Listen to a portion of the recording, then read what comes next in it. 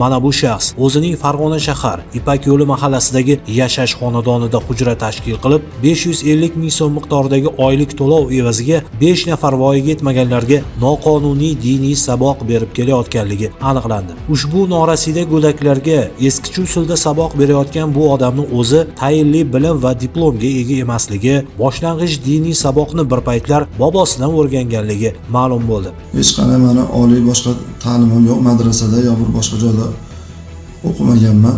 Bu ta'limlarni men opoqimdan o'rganganman. Hujra tashkil qilib 5 nafar voyaga yetmagan bolalarga diniy ta'lim, ya'ni muallimi soniy va Qur'ondan ta'lim o'rgatganman. Hozirda qilgan ishlarimni hammasidan afsusdaman va bu qilgan ishlarim menga dars bo'ldi. Qaytib qilmayman, meni kechirishlarini so'rayman. Eng yomoni u ta'lim berish jarayonida bolalardan birini kaltaklab ham ulgurgan. Darsni o'zlashtirmagani uchun achchig'im kelib qolgandan jicha qo'lim tegib ketib qolib, ko'ziga ozgina shikast yetkazib qo'ydim.